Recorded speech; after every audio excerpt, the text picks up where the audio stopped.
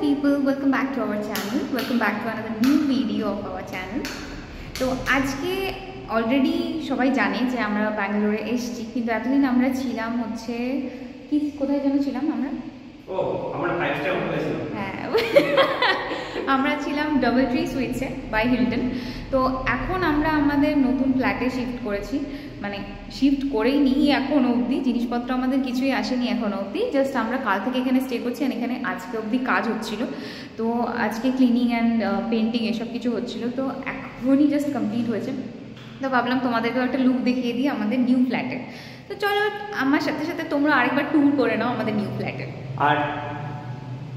আর room কিভাবে খুঁজে পেলাম, কিভাবে স্ট্রাগল করলাম, সেটা অন্য একটা ভিডিওতে সুন্দর করে গল্প বলে দেবো। এই ফ্ল্যাটের রেট কত, কিভাবে কত কন্ট্রাক্ট, কত ডিপোজিট এন্ড অল। সো আমরা এই ভিডিওতে শেষে আমরা সেটা জানিয়ে দেবো। আর কিভাবে খুঁজে পেলাম তাও স্ট্রাগলটাও একটু বলবো, যেটা ডিটেলসে কিভাবে খুঁজে পেয়েছি, কি স্ট্রাগল হয়েছে সেটা অন্য একটা ভিডিওতে বলা যাবে। ওকে, তো চলো এবার আমরা দেখে নিই আমাদের ফ্ল্যাট।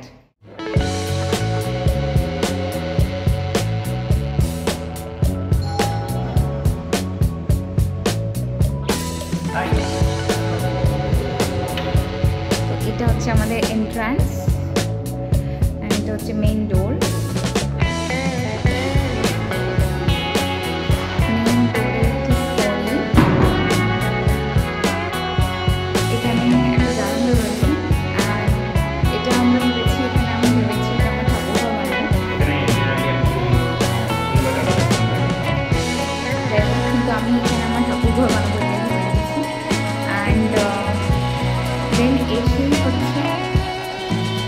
এটা হচ্ছে মাস্টার বেডরুম, ঠিক আছে? তো এই যে হচ্ছে মাস্টার বেডরুম আমাদের।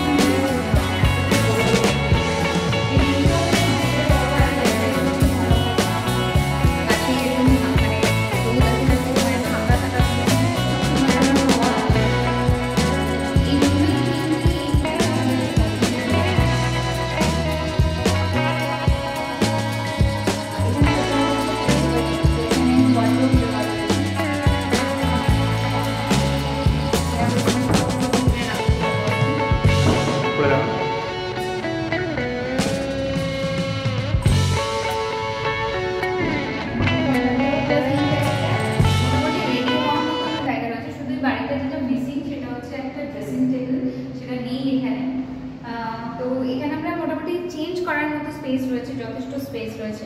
প্লাস এখানে রয়েছে একটা বড় বাথরুম। বাথরুমের লাইটটা একদমই ভালো না, সেটা আমাদেরকে চেঞ্জ করতে হবে।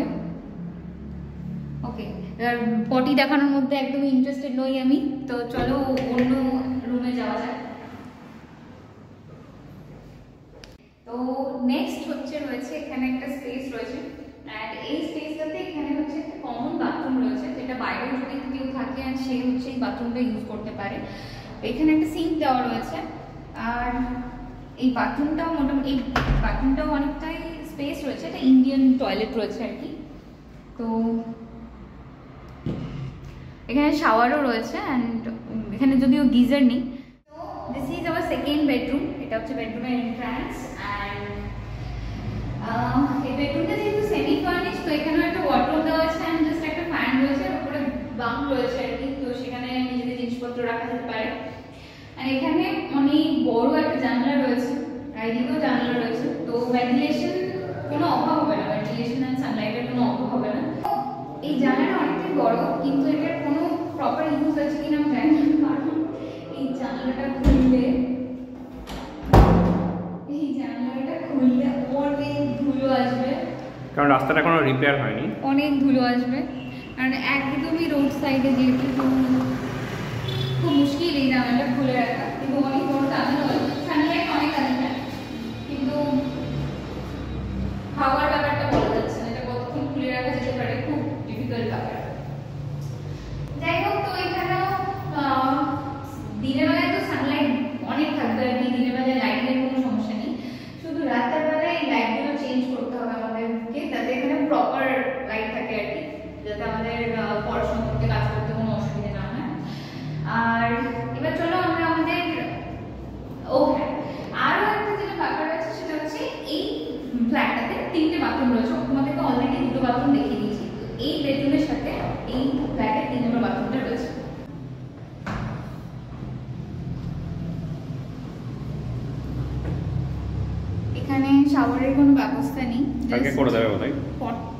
তুমি বাবার টয়লেট কেন দেখাচ্ছ? তো এখানে পটি করতে করতে ভালো ভিউজ নিয়ে যাবে in case you want. So this is our dining area basically. এখানে বসার ঘর আর কি, মানে মেনলি আমি ভেবেছি এই জায়গাটা বসার জন্য সোফা এন্ড অল এসবের ব্যবস্থা করবো। অ্যান্ড এইটা যেহেতু ডাইনিং এরিয়াটা যেহেতু বসার ঘরটা অনেকটাই বড়, তো এই জায়গাটায় ভেবেছি আমি এখানে আমি ভেবেছি আমার ডাইনিং সেট করবো, যাতে এখানে খাওয়া দাওয়া যাতে কোনো অসুবিধা না হয় আর কি। তো এই জায়গাটায় ডাইনিং সেট করে দেবো, অ্যান্ড ওখানে হচ্ছে আমাদের বসার ঘরের ব্যবস্থা করে দেবো। আর এখানে আমরা অলরেডি কালকে আমাদের ইন্টারনেট কানেকশন নেওয়া হয়ে গেছে, কারণ খাবারের থেকে ইন্টারনেট সবচেয়ে জরুরি। ওকে, সো চলো এবার হচ্ছে এখানে আরো একটা স্পেস রয়েছে। এটা বেসিক্যালি দেওয়া হয়েছে ডাইনিং এর জন্য, কিন্তু আমি ভেবেছি এটা একটা বেডরুম বানিয়ে দেবো, কারণ যখন আমাদের দুজনেরই প্যারেন্টস আসবে তখন শোয়ার জন্য অনেক জায়গার প্রয়োজন হবে। তো ওটা একটা বেডরুম হয়ে যাবে, অ্যান্ড এটা একটা বেডরুম হয়ে যাবে, যাতে কারো কোনো অসুবিধা না হয়। এখানে বেডরুম করলেই হয়। হ্যাঁ, ওটা বেডরুমটা ওপেন স্পেস যেহেতু, তো এখানে খাওয়া দাওয়া আর এখানে বসার জন্য ভালো আছে। অ্যান্ড এই জায়গাটা হচ্ছে আমি ভেবেছি একটা বেড অ্যারেঞ্জ করে দেবো, তো এটা একটা বেডরুম হয়ে যাবে। আর যদি এই জায়গাটা আমি একটা কার্টেনও দিয়ে দিই তাহলে এটা কমপ্লিটলি একটা সেপারেট এরিয়া হয়ে যাবে। অ্যান্ড এখানেও অনেক বড় বড় জানলা দেওয়া রয়েছে, যাতে ভেন্টিলেশন অ্যান্ড লাইটের কোনো অভাব নেই এখানে আর কি। তো এই জন্যই মেনলি এই ফ্ল্যাটটা পছন্দ হয়েছিল, কিন্তু এটা মাইনাস পয়েন্ট পছন্দ করার পরে দেখতে পাচ্ছি এখানে প্রচন্ড ধুলো, যে জানলা খুলে রাখা খুব ডিফিকাল্ট ব্যাপার। কিন্তু এটা যদি রাস্তা ঠিক হয়ে যায় তাহলে হয়তো ঠিক হয়ে যেতে পারে, তাহলে হয়তো অনেকটাই কমে যাবে আর কি। এবার এটা হচ্ছে আমাদের ফ্ল্যাটের রান্নাঘর। তো রান্নাঘরটা চলো দেখাও। রান্নাঘরটা অনেকটাই বড় স্পেস আর কি, অনেক বড় স্পেস। মানে আমার বাড়িতেও এত বড় রান্নাঘর নেই, ওর বাড়িতেও এত বড় রান্নাঘর নেই। তো এটা দেখে আমি খুব খুশি হয়েছি যে এটা অনেকটাই বড়। অ্যান্ড এখানে মেনলি সব জিনিসপত্র সাজিয়ে রাখা যাবে। এখানে আর কি বাসনপত্র রাখা যেতে পারে, যদি মানে মডিউলার অনেকটা মডিউলার। হ্যাঁ, অনেকটাই মানে জিনিসপত্র রাখার স্পেসের কোনো অভাব নেই আর কি। এখানেও আর কি জিনিসপত্র রাখা যেতে পারে। অ্যান্ড এখানে প্লাগ দেওয়া রয়েছে, এখানে আর কি আমরা ইন্ডাকশন চাইলে ইন্ডাকশন বসাতে পারি। অ্যান্ড যা খুশি আর কি, মানে সমস্ত রকমের জন্য সবকিছু সুবিধা রয়েছে। আর ওখানে একটা এক্সস্ট ফ্যান লাগানো রয়েছে। চলছে। ওকে, যেটা মেন নেই আর কি সেটা হচ্ছে লাইটের খুব অভাব, তো আমাদের এক্সট্রা একটা লাইট বসাতে হবে আর কি। অ্যান্ড এই রান্নাঘরের সাথেই রয়েছে আমাদের ইউটিলিটি এরিয়া, যেখানে হচ্ছে আমরা নিজেদের ওয়াশিং মেশিন বসাতে পারি অ্যান্ড কাপড় জামা কেচে এখানে মেলে নিতে পারি আর কি। এটা একটা ব্যালকনি।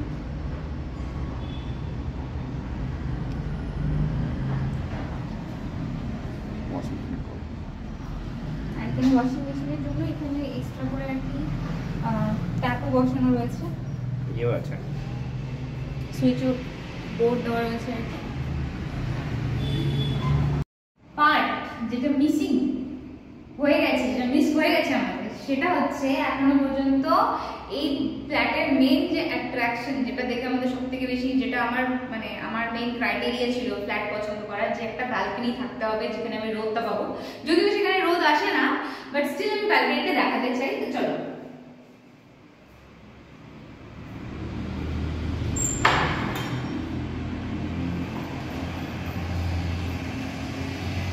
তো এই হচ্ছে ব্যালকনি। এখানে যখন আমাদের বাবারা আসবে তখন সবাই মিলে এখানে বসবে, সবাই মিলে বসবো এখানে, দিয়ে এখানে গোল মিটিং হবে আমাদের।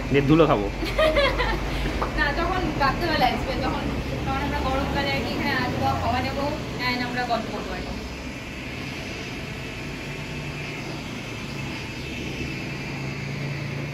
তো আরো একটা ব্যাপার যেটা বলতে চাই সেটা হচ্ছে this one we bought tomorrow। কালকে এটা আমরা কিনেছি হচ্ছে অ্যারাউন্ড, এটা চেয়েছিল 1800 টাকা প্রাইস, আর এটা আমরা কিনেছি হচ্ছে 1300 টাকায়। তো I think it's a good deal. তো যথেষ্ট আর কি ভালো। অ্যান্ড মানে আগের দিন তো আমরা মাটিতে শুয়ে গেছিলাম আর কি, দিয়ে আমাদের অনেক কষ্ট হয়েছিল। তো তারপরে এটা কালকে আর কি মানে রিলিফ দিয়েছে, রিলিফ, আরাম করে ঘুমোতে পেরেছি। তো এটা হচ্ছে এখান থেকে, এটা হচ্ছে আমাদের এই ফ্ল্যাটের ফার্স্ট বাই। এই ফ্ল্যাটটা কিভাবে সাজাচ্ছি, কোথা থেকে কি কি জিনিসপত্র কিনবো সেটাও অবভিয়াসলি বলবো নেক্সট ভিডিওতে, দেখাবো তোমাদেরকে। আমার ব্লগগুলো সেজন্য ফলো করতে থাকো। আর এবার আসি এই ফ্ল্যাটের রেন্ট অ্যান্ড ডিপোজিটের ব্যাপারে। তো এই ফ্ল্যাটের রেন্ট হচ্ছে 17,300 rupees and maintenance charges 500 something আর কি।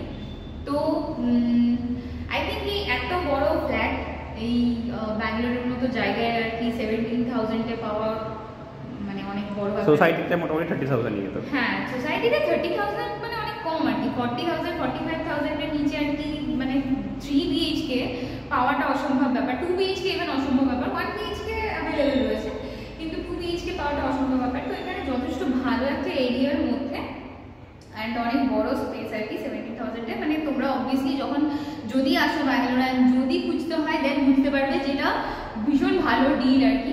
এটা আমরা নিয়েছি হচ্ছে দোধাকানেলিতে। এটা হচ্ছে চিক্কা বেলান্দু এরিয়াতে আর কি। যে এখানে এই জন্য নেওয়া কারণ আমার বরের অফিস এখান থেকে অনেকটাই কাছে। ও যেহেতু বেলান্দুরের অফিস, ওখানে আমরা ফার্স্টে ট্রাই করছিলাম ফ্ল্যাট নেওয়ার, কিন্তু ওখানে একটা অনেক এক্সপেন্সিভ, দ্বিতীয়ত ওখানে সেরকম আর কি মানে ফ্ল্যাট ছিল না, ব্রোকার করতে হতো, ব্রোকার চার্জেস এক্সট্রা লাগতো। এইসবের জন্য আমরা এইসব ঝামেলায় যাইনি। তো এখান থেকে খুব একটা ডিস্টেন্স নয়, মোটামুটি 3 কিলোমিটার্সের মধ্যে অফিস পড়ে যায়। তার পেছনে একটাই রিজন ছিল, কারণ আলো আলো না, এখান থেকে মোটামুটি আমার বরের অফিস এখান থেকে মোটামুটি 3 কিলোমিটার্সের মধ্যে আর কি। তো ইজিলি 10-15 মিনিটের মধ্যে যাওয়া আসা করতে পারবে, কোনো চাপ নেই। তো সেই জন্য আমরা এটা সিলেক্ট করেছি। প্লাস এখানে আলো রয়েছে অ্যান্ড বাতাসও যথেষ্ট আসবে, রোদ পাওয়া যাবে। তো আমরা যেহেতু আর কি ধূপ চাইতে হবে তো সেই জন্য আমরা এটা সিলেক্ট করেছি। আর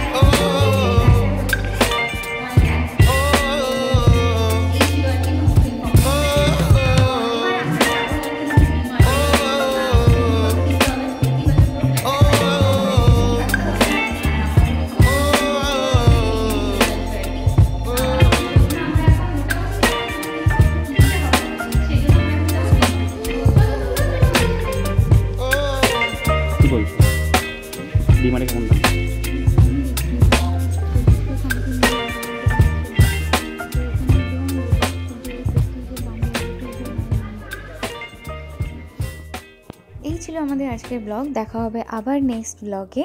till then keep watching our channel.